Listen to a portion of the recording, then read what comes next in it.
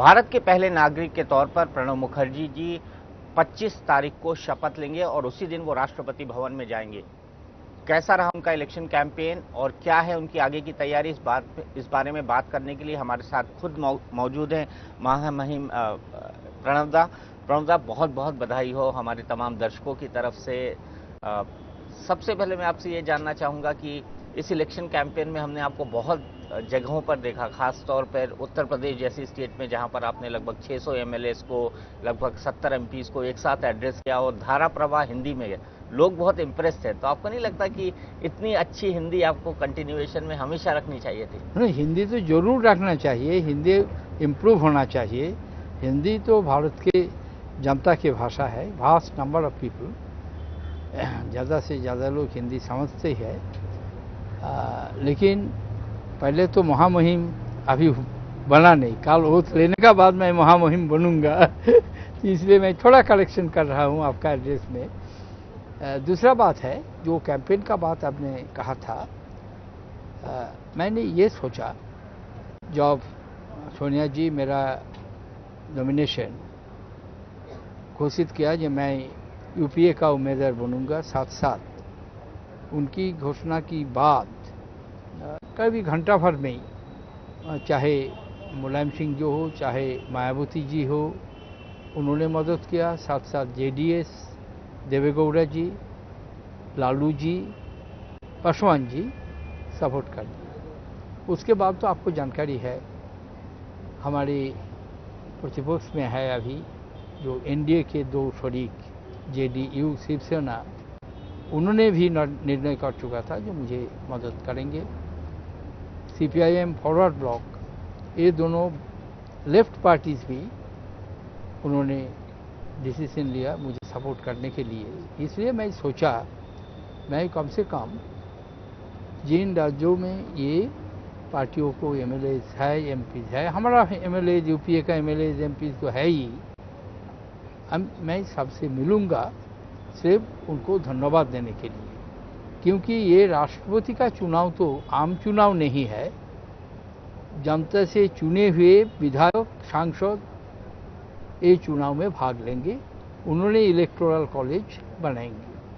वो तो जो प्रक्रिया है वो तो कॉन्स्टिट्यूशन, संवैधानिक प्रक्रिया, वो तो आपका जानकारी है, एक्सप्लेन करने का कोई ज़रूरत नहीं। तो इसीलिए मेरा पर्पस, ऑब्जेक्टिव था, लक्ष्य था, जो जाकर वो नेताओं को, वो विधायक को, वो सांसद को धन्यवाद देना। मैं सिर्फ यही किया, लेकिन वो थोड़ा हेक्टिक हुआ, मैं मानता हूँ, क्योंकि मैं कोशिश किया सभी स्टेट कवर करने के लिए, कर पाया। आई थिंक कुछ स्टेट में इकट्ठा बुलाया, चाहे नॉर्थ ईस्टर्न हो, मेघालय, मिजोरम, अरुणाचल, मणिपुर, सभी गुवाहाटी में मिला। नागालैंड में अलग से गया, त्रिपुरा में अलग से गया, और गोवा, महाराष्ट्र एक साथ किया। बाकी सभी स्टेट में मैं गया, लेकिन थोड़ा हेक्टिक हुआ। दादा, लगभग 1 महीना हो गया है आपको सरकार से बाहर हुए। आपका जो 40 साल से, लगभग 50 साल से लाइफस्टाइल था, cabinet meetings, party meetings, party के फंक्शंस, सरकार के functions, as a foreign minister दुनिया की पूरी सैर, कितना बदला लगा आपको अपना जिंदगी जब कैबिनेट की नोटिंग आपको नहीं लिखनी पड़ती है, इतना सारा फाइल नहीं होता है?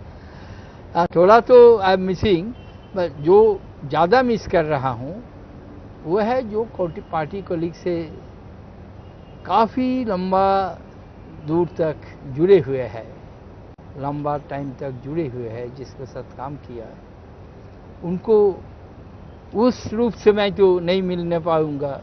इसे ये तो थोड़ा फीलिंग्स होगा ही, चाहे सांसद हो, चाहे पार्लियामेंट का एक्टिविटीज़ हो। मंत्री तो मैं करीब 22 साल 23 साल था, 73 से लेकर till the other day, but it was in the stages.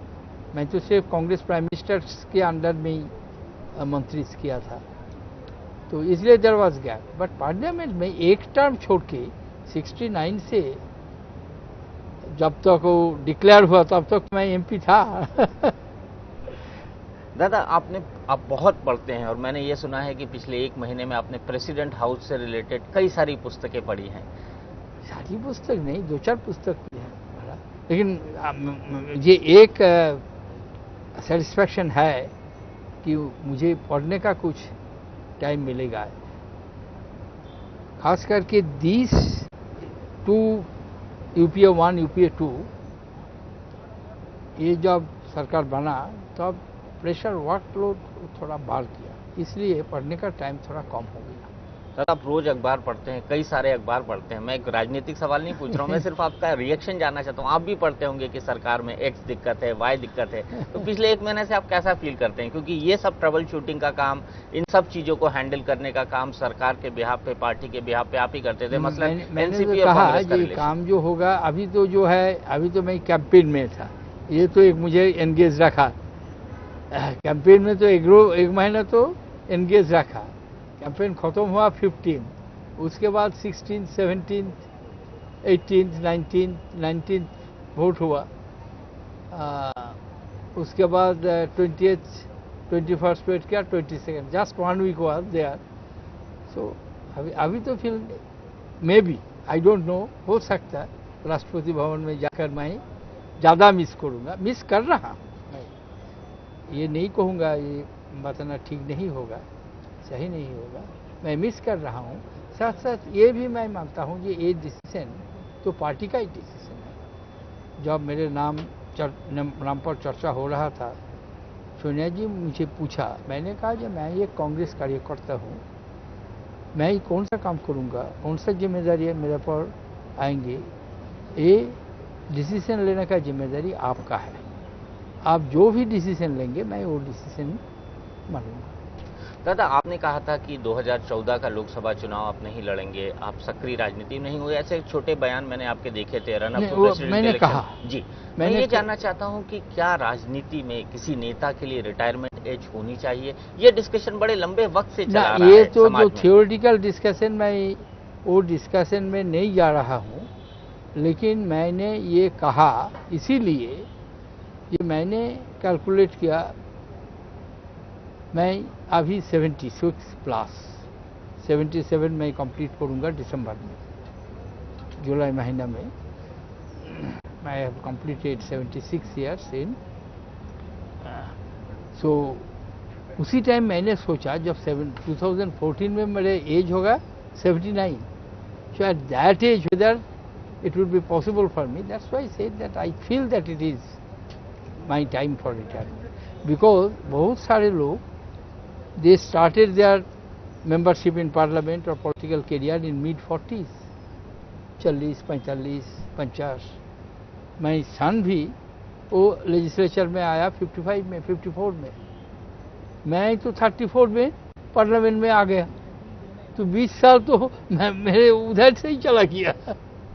इसलिए मैंने सोचा जी काफी लंबा देर हो गया। दादा, 2 आखिरी छोटी छोटी बातें, मुझे पता है आपके पास वक्त बहुत कम है।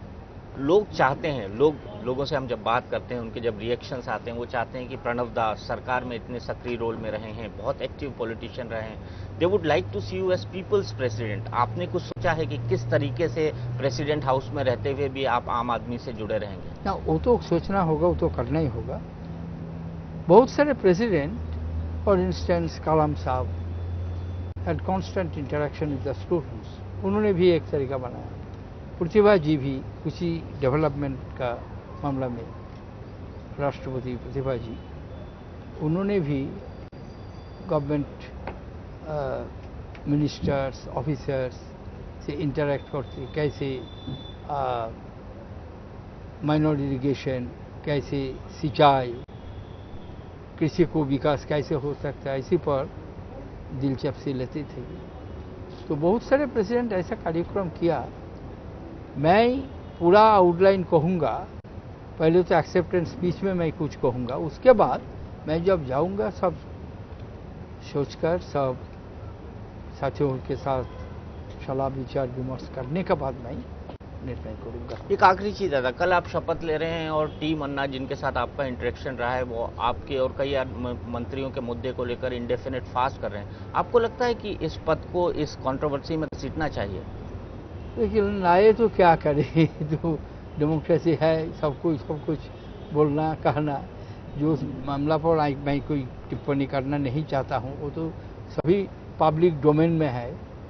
आरोप क्या है, उनका जवाब क्या गया, सब कुछ तो पब्लिक डोमेन में है, वेबसाइट में है, लोगों को विचार करने दीजिए। बहुत बहुत शुक्रिया दादा। उम्मीद करते हैं कि आपका जो 5 साल का कार्यकाल रहे उसमें आप देश का नाम बहुत अच्छे से रोशन करें, और हम उम्मीद करते हैं कि आप इसी तरह से हिंदी बोलते रहें, आपकी प्रैक्टिस बनी रहे। ये एडवाइस तो मैं आपको बिल्कुल मान लूंगा। मुझे हिंदी इंप्रूव करना होगा, ये मैं मानता हूँ। बहुत गलत हिंदी मैं बोल रहा हूँ, लेकिन नहीं, बहुत अच्छी हिंदी बोल रहे हैं हिंदी दादा। बोलना चाहिए, हिंदी सीखना चाहिए, हिंदी में फ्लुएंट होना चाहिए, ये मानने के लिए तैयार है। बहुत बहुत शुक्रिया, बहुत बहुत बहुत शुभकामना आपका व्यूअर्स के लिए। बहुत बहुत शुक्रिया दादा।